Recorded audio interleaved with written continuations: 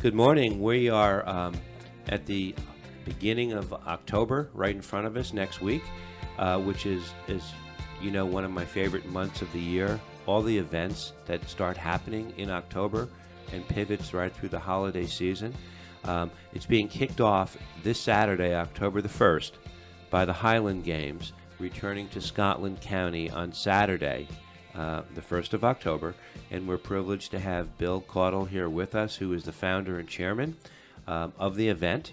And Bill, tell us a little bit about the Highland Games. It's an annual rite of passage for the fall season, and what can people expect to see?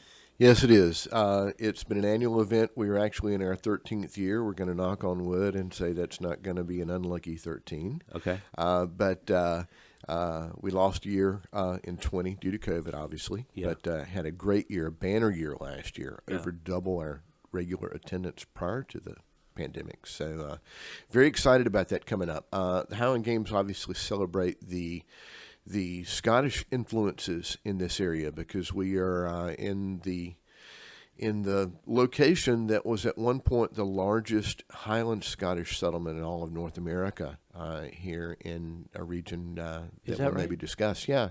If you were to, say, put a pin just over in Rayford and draw about a 50-mile circle in every region there, that encompasses parts of 10 counties of North Carolina, Right. and 3 counties of neighboring South Carolina. And that region, the Upper Cape Fear and the Upper PD River Valleys, was the largest Highland Scottish settlement in all North America. And when we think about the ethnic groups, all the ethnic groups that made up North Carolina, ours is the only group that came to North Carolina directly from the mother country. When I think of the Highland Games, I think of the bagpipes, the bagpipers, the musicians, the kilts, the ceremony. And yes, there are athletic events. There's food, there are concessions. It's a day of entertainment, but it's a day of celebration of Scottish heritage. Yes, it is, absolutely. And you'll hear and see all the things that you just mentioned there. Okay. For example, for the bagpipes, we will have about as many bagpipers and drummers on parade as one would see at the Edinburgh Military Tattoo. That's crazy. Yeah, right here just down the road from you. So we're expecting probably about 400 on the field that day for piping and drumming. We have almost 100 solo competitors coming from as far away as New York and Texas to compete in those events. We also have athletes. There's going to be about 40 athletes competing during the day, about 60 Highland dancers, again, coming from all over for this event. So it's really become a tourist attraction and a tourism draw to this area, all of the people that come in. And obviously we have hotels and motels in Laurinburg, but a lot of that crowd spills over here into the Sandhills, the upper Sandhills as well. So it has a pretty significant economic impact to the whole region. Tell me where the event is being held. The event is being held at what we now call the North Carolina Rural Heritage Center, which is on X-Way Road, West Boulevard in Laurinburg. It's just off of the Highway 401 bypass, very easy to find. People coming from the Sandhills will only have, let me count, only 2 right turns to make off of Highway 501 coming up. So very easy to find us there. Okay. It's a lovely site which sort of represents the whole Scottish experience here. The iconic John Blue House is a post-bellum, early Victorian sort of era Southern planter's house, but also on the site are cabins which were built by either immigrant or first-generation Scots. There's an old antebellum cotton gin and cotton press and a general store, things like that. So we sort of celebrate the experience of Scots who came here to this region. Right. And it's sort of like an experience in microcosm, if you will, of what happened to these folks once they came across the water to a very different land. This sounds like it would also be a great event for families with kids. Well, it's a fantastic event for kids. In fact, when you mentioned the athletic events, we actually have kids events. which are miniature versions of everything that the Highland athletes are doing on the big field. There'll be miniature cabers. There'll be miniature hay bales that they toss for the tossing of the sheaf, little weights that they toss. Yeah. All kid-friendly, all very safe. Yeah. So there's that. There's sheepdog demonstrations. We've got some period reenactors that will be there as well. So, yeah, a lot for the kids to do and see as well. They're also going to hear, and the parents will as well, a lot of Celtic music. Absolutely. There's entertainment going on during the event. Yeah, we have not only a main entertainment stage, which would be the amplified music, if you will.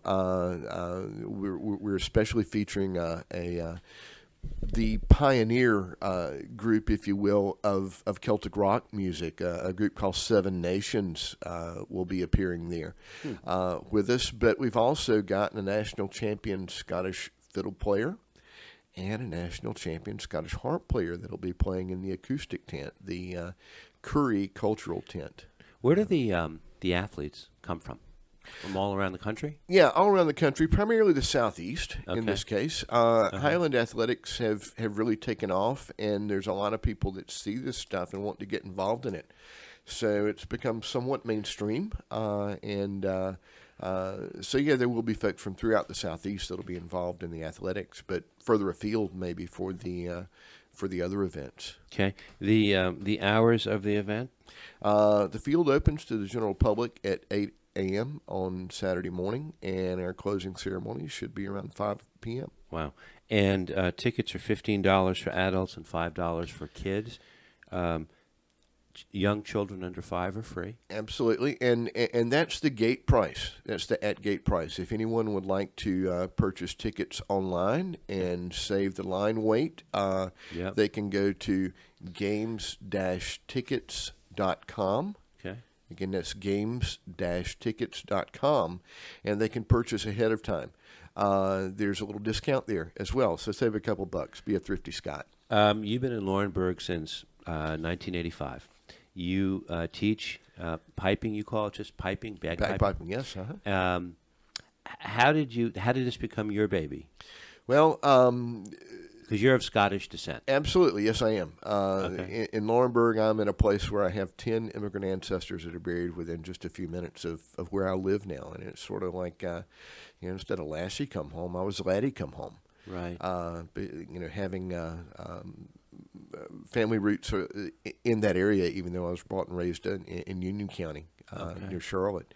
But in any event, it's been a great experience. There was a smaller Highland Games that occurred, sort of morphed out of a Rev War reenactment down in Red Springs starting in the 1970s. And that event fell by the wayside, was discontinued in 2008. And once the announcements went out about that, people started calling me and said, "Hey, you've got a larger community. You can get more volunteers to help you stage this. You've got hotels, motels. You're close to the Sandhills there, which would be a great draw." So the idea was born, and the local community bought into it. Our local tourism development authority was a great supporter of the concept and idea, and our first year exceeded even our expectations, and it's grown ever since. So the Highland Games have become a cultural event featuring the games, the food, the music, the education, letting people understand the culture. And what you're doing is what a lot of people in this area also do.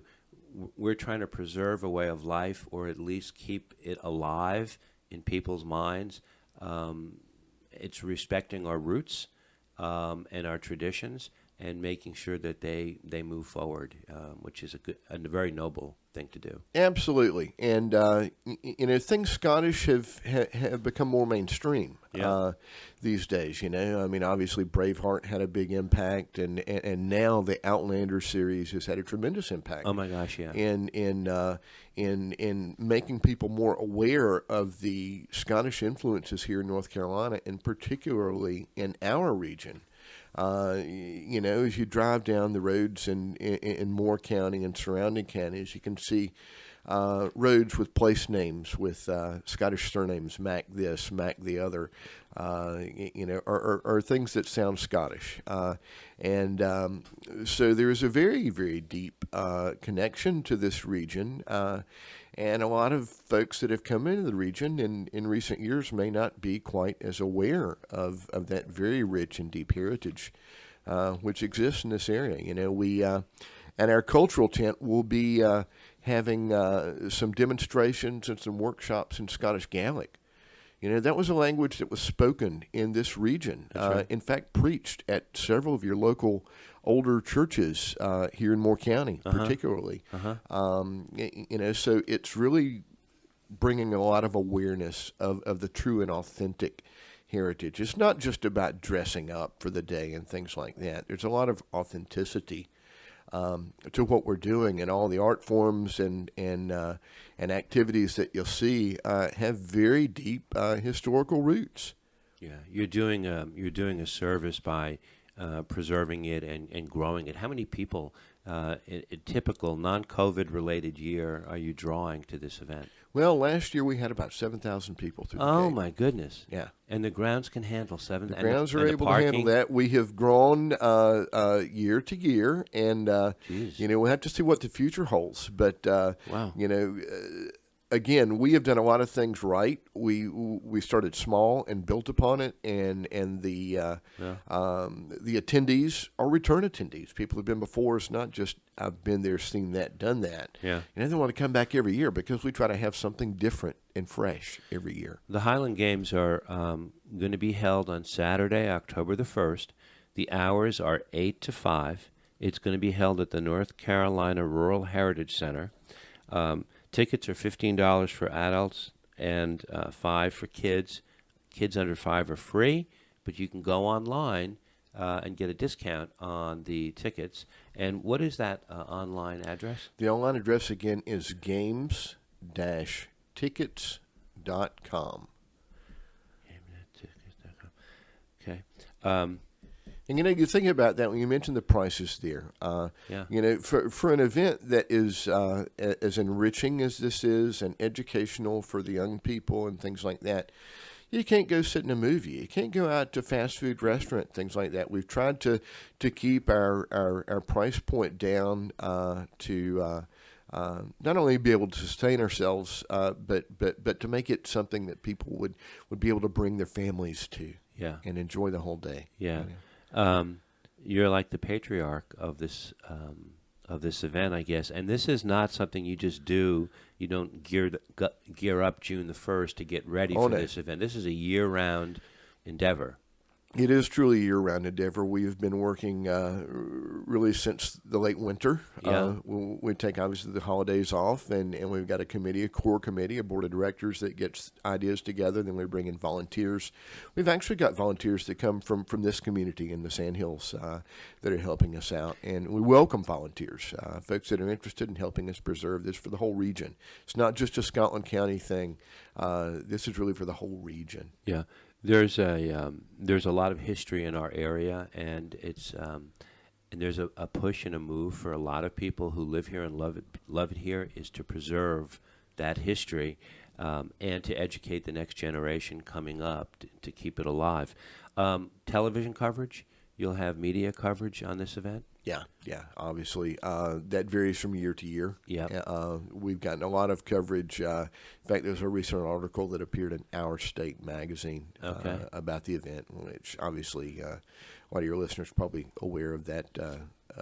We've also been in your local media, in Pine Straw and the Pilot and things like that, as well as your radio station. That's right. And there's an article in the Pilot this week, as a matter of fact. The Highland Games return to Scotland County.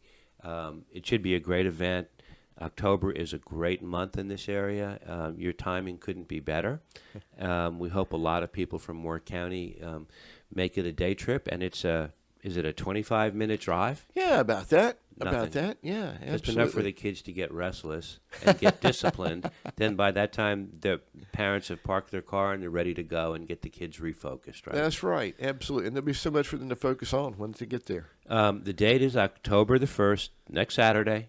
The Highland Games, and 8 to 5 at the North Carolina Rural Heritage Center. It's about a 25-minute drive, and I wish you the best of luck, and we'll look for some future coverage, and I hope the event continues to grow.